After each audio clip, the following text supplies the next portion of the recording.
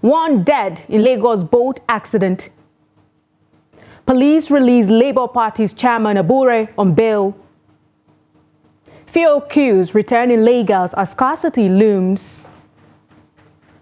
On the foreign scene, Democratic Republic of Congo's Prime Minister resigns, government dissolved. Hello and welcome to the Trust TV News Update at this hour. I am Aisha Salihu. Thank you so much for joining us.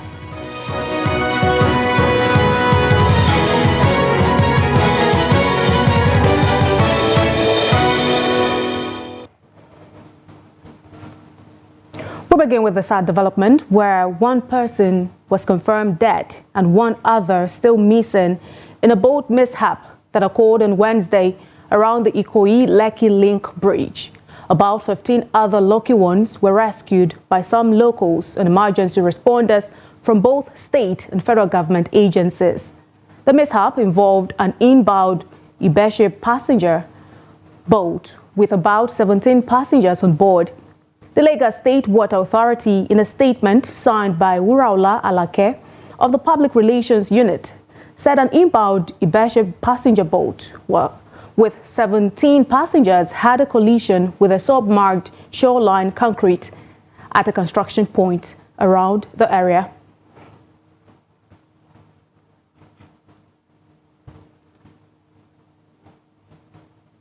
And to Labour matters, the Trade Union Congress has backed out of the planned two-day nationwide protest declared by the Nigeria Labour Congress over the high cost of living, inflation, insecurity and hardship in the country. The Vice President of the TUC, Tommy Etim, said the decision to protest on February 27 and 28, as announced by the NLC, was not taken collectively by both unions. The TUC, in a letter dated February 19, 2024, written by its Secretary General, Nuhu Toro, said the NLC unilaterally took the decision on the planned protest. The Department of State Services has, however, warned the organized labor against the planned mass action, saying it could be hijacked. Meanwhile, the Niger chapter of the Nigeria Labour Congress has suspended the indefinite strike action started on Wednesday.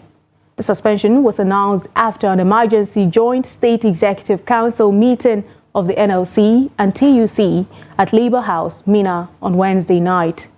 The meeting was held after an extensive meeting with Governor Mohammed Umar Bago and his executives where an agreement was reached, and the government offered to address the demands of the organized labor. The agreement reached by the Niger state government and the organized labor stated that the government would pay workers in the state and local government areas 20,000 naira each as wage award in March. A tripartite committee comprising representatives of Niger House of Assembly, the executive and the organized labor shall be put in place to look at the laws and prefer recommendations to the government. The NLC and TUC sector unanimously resolved the progress was sufficient for the strike to be suspended while discussion continued. The House of Representatives has urged the National Identity Management Commission to collaborate with the Federal Ministry of Health, partner agencies, hospitals and other relevant agencies to enroll, register and generate a national identification number for all Nigerian citizens and residents from birth. The House also urged NIMC and partner agencies to urgently resolve the issues hindering the seamless nationwide NIN registration and card issuance. This followed a motion sponsored by Representative Olami Juwonlo Alao Akala titled Call for Better Service in the Production of National Identity Number.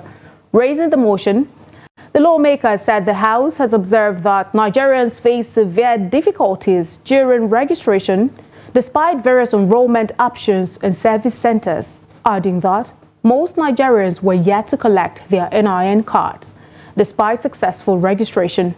According to Akala, NIN is a foundational ecosystem of identifying Nigerians, and its functional identification purpose will be defeated if all citizens cannot access their unique national identification number. Cognizant that NIN is the foundational ecosystem of identifying Nigerians, and its functional identification purpose will be defeated if all Nigerians cannot access their unique national identification number. My amendment here is to mandate the Committee on Digital and Information Technology and Committee on Populations to investigate the issue and lapses encountered by Nigerians in registering their national identity numbers. The issue is technology drive. This is my amendment. Assume. Those in support of this motion as amended should say aye. Those against should say nay. The ayes have it. This motion is referred to the Committees on Information, National Orientation, Ethics and Values, and Committee on Information Technology for further legislative actions.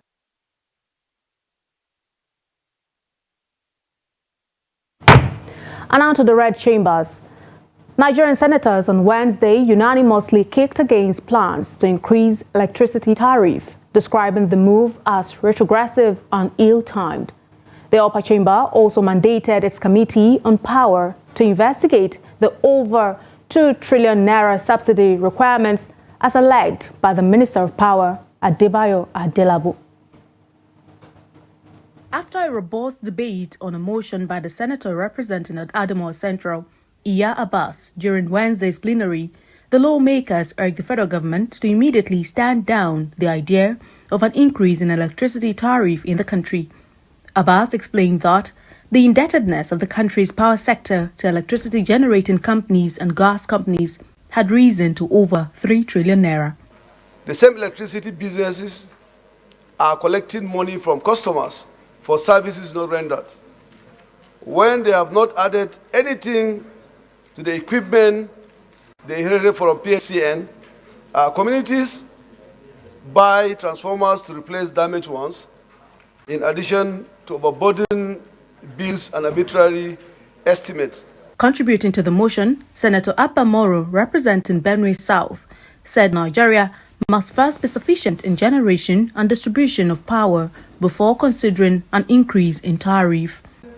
I think our concern for this moment should be how to generate electricity and effectively, adequately distribute electricity. Most of the problems that we are having today, especially in the manufacturing sector of the economy, is as a result of low power. On his part, the senator representing Sokoto South, Aminu Tambuwal, said removing subsidy on electricity at this time is an act of insensitivity, describing the move as adding petrol to fire.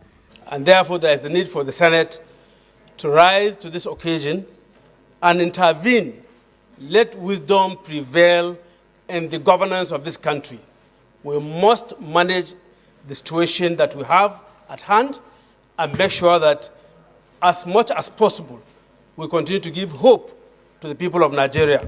The president of the Senate, Godswill Akpabio, in a remark aligned with his colleagues, noting that any increase will further throw Nigerians into untold hardship, especially now that they are grappling with hunger and high cost of living. Due to the current cost of things across the country and the sufferings of people, and Nigerians are very worried about the following increases in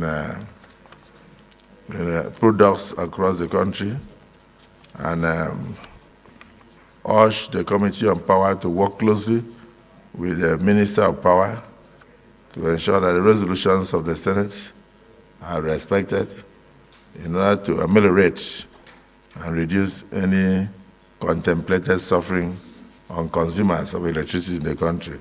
The Minister of Power, Adebayo Adelabu, had last week disclosed at a press conference in Abuja that Nigeria was not likely to sustain the current electricity subsidy. And now to matters of politics. The national chairman of the Labour Party, Julius Abure, who was arrested on Wednesday in Benin, Edo State capital, by operatives of Zone 5 Police Headquarters, has been released on bail. It was gathered that his arrest was a result of a petition forwarded to the zone from the office of the Inspector General of Police in Abuja. After his release around 2 a.m. on Thursday, Abure, while addressing his supporters, said the struggle to liberate the people does not come easy. He said his persecution meant to destabilize the party started after the general election in 2023. Abure said the state chairman, Kelly Ogwalo, and the state youth leader were still being held and would likely be released later today.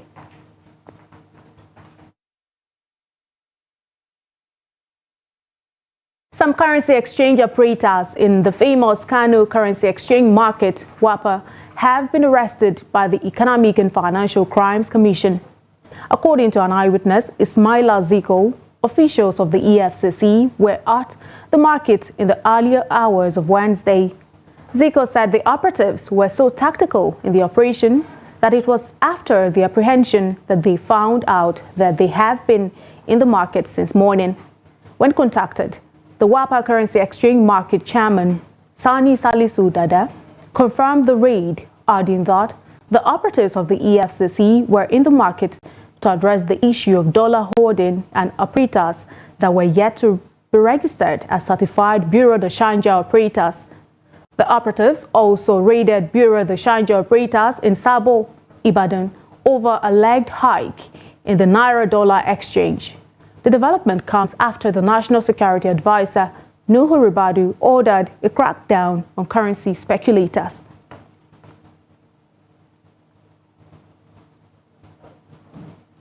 Long queues have emerged at the Nigerian National Petroleum Corporation Limited fueling stations amidst a fuel shortage crisis that has hit Nigeria's commercial city of Lagos. This comes as all private filling stations across the region have shut down operations, exacerbating the situation for local residents and business operators. Victoria Tokolo visited several filling stations in the Ikeja area of the state, and she brings us more in this report. The scarcity of fuel has particularly impacted Nigerian business operators who are expressing anger and frustration over filling stations' refusal to sell fuel in handheld containers like gallons, a common method for those buying petrol outside cars and motorcycles. Currently, fuel is being sold exclusively to motorists at a rate of 715 naira and 815 naira per litre, while motorcyclists who rely on their bikes for business face a higher price tag of 1,000 naira per litre. The disparity in pricing between those with cars and those with motorbikes has been a point of contention, with many questioning its fairness. Sorry, I've been here, I would say about 3 to 4 hours now, patiently waiting for my turn to get fuel. And I believe it to get to my turn, I have no choice, so all other activities have been suspended for today. It's 9:30, I just bought 700 now for per litre, 700. They are selling only car. Before in the morning they are selling cake. In the morning they are selling for cake. Now they are stopping it now. I bought the rate of 586 naira, and I bought 25,000 naira. It took me a long time to find this place. Somebody had to call me and tell me that there's no fuel here. Imagine how long I've been riding around looking for fuel to buy. Most filling stations are all closed down. So if there was to be an emergency or something is to happen now, how do we survive? Government needs to do something. Business operators in particular are feeling the pinch as the inability to purchase fuel in containers has severely hampered their ability to operate efficiently. Not long ago, all of a sudden we woke up and found that there is a queue all over the filling station. So I took my car and instead because the queue is too long to be in the car. Only for me to get to the NFPC filling station here, and we're told that they're not going to sell it very fast. I've been here since around 7. Fully different. You can see keg is lining up, and they are just selling for cars, bicycle, and whatever. And we are here since morning, and they are challenging us that they will not sell for keg. And as for me, I'm a stylist. I cannot bring my generator from my shop and my pipe for here. I only have the keg. I don't have a car, I don't have that thing. So me that is running a business, How am I going to get fuel to run my business today? Fuel for jerry can. I use jerry can, so I don't. They are not selling fuel for jerry can. With each passing day, the queues seem to grow longer with no immediate solution in sight. You're watching the news update on Trust TV. Coming up shortly. We'll go over to Plateau States and tell you how religious community leaders issue conditions for peace in Mangu. More news when we return. Do stay.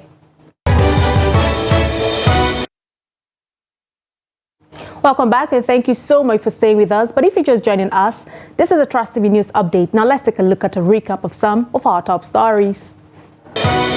We told you that one dead in Lagos boat accident. And police released Labour Party's chairman Abure on bail. And now moving on to more stories. The Federal Capital Territory Minister, Nyesom Wike, has pledged to expand and construct roads in Gwagwa, Dede, Karimo, and Idu to alleviate commuter stress on roads within the FCT. Wike disclosed this while officially flagging off the construction of a 5-kilometer road in Abaji. Trust TV's Habibat Ajayi has more.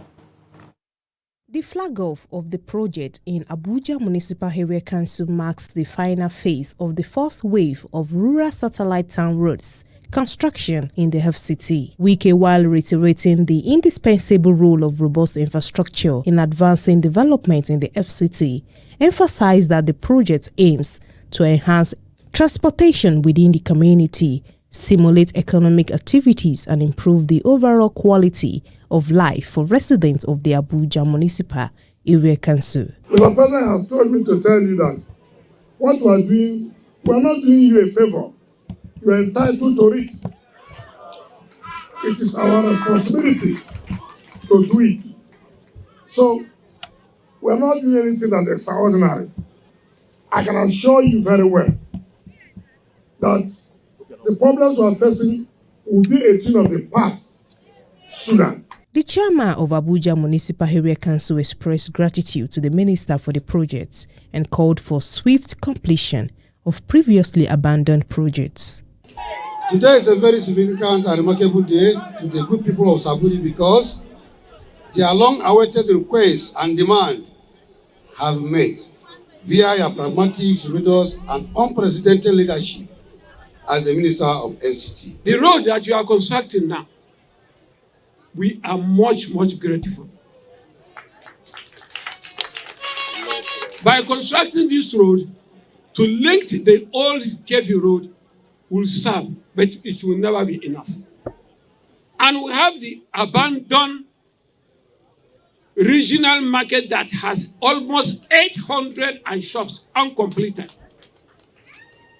These shops have been there after Erupai's time. Nobody is there. People are living in that place. They have born, they have grown up. It has become a suitable shelter for the criminals. They are killing there. They are kidnapping there. They are doing so many atrocities there. Miscreants are there. Hoodlums are there. Minister Wike also called on the Senate Committee on FCT to take concrete action on the road projects in the federal capital. Habibat Ajayi, Trust TV News, Abuja.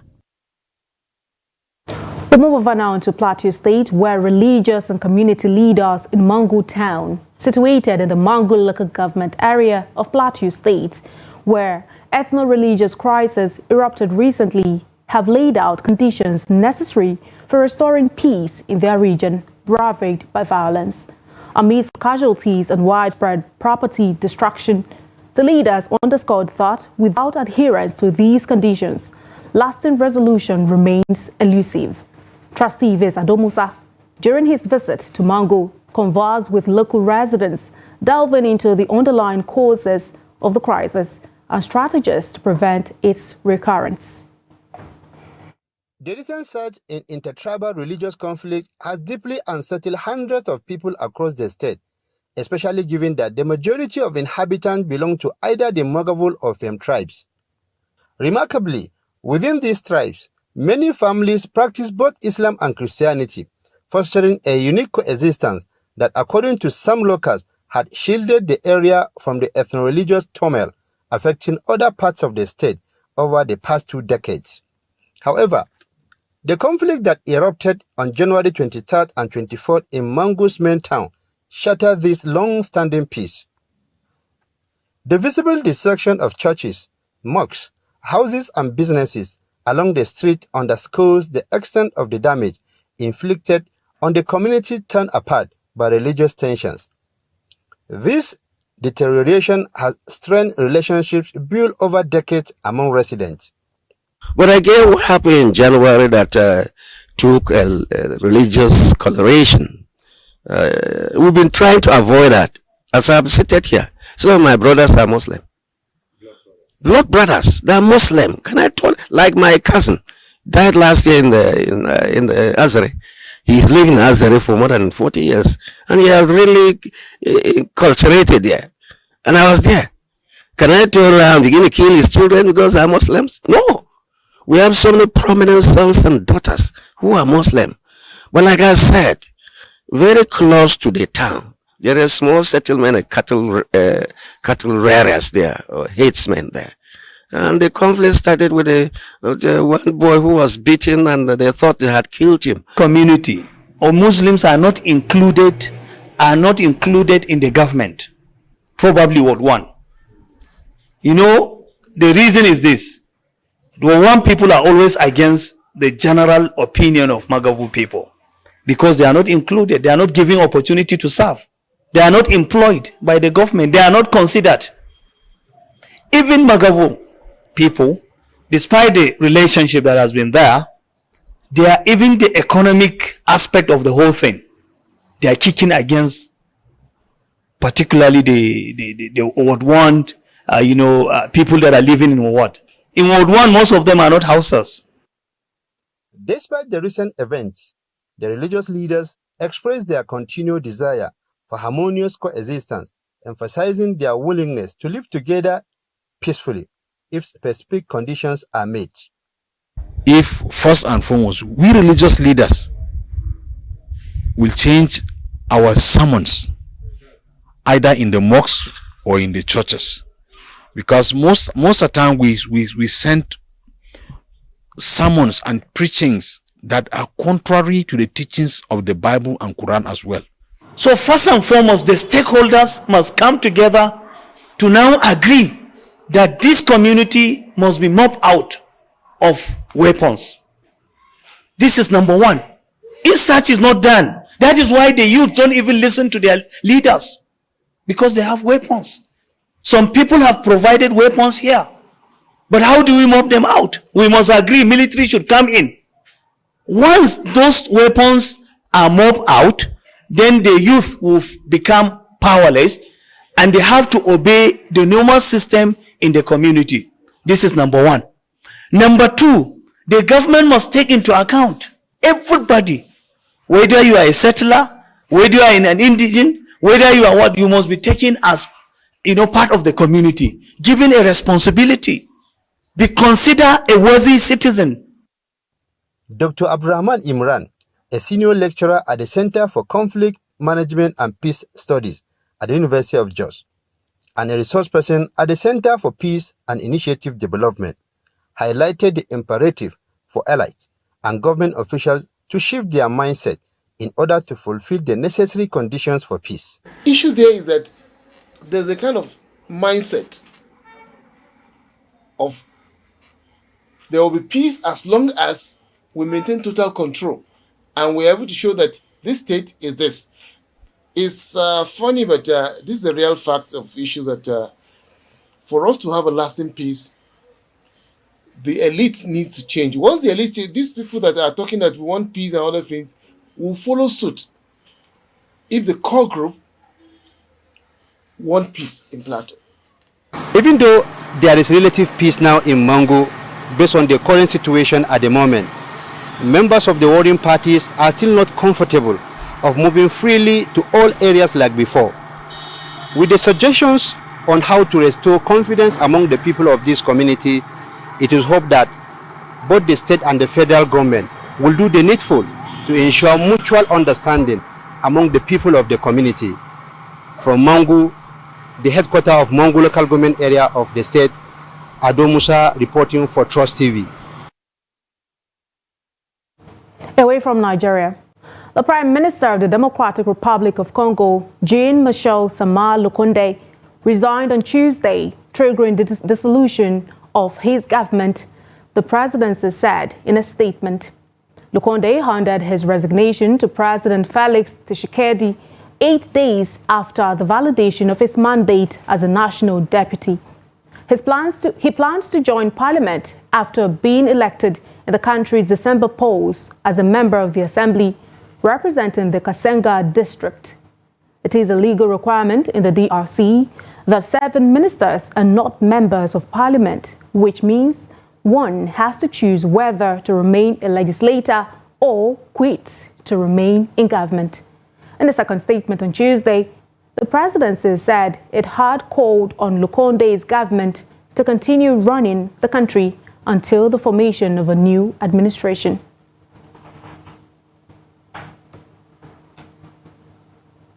And with that, we've come to the end of the news update at this hour. But remember, you can always follow us across all of our social media platforms and also join our YouTube live stream for more news, programs, and documentary. I'm Aisha Salihu. Thank you so much for your time. Join us again.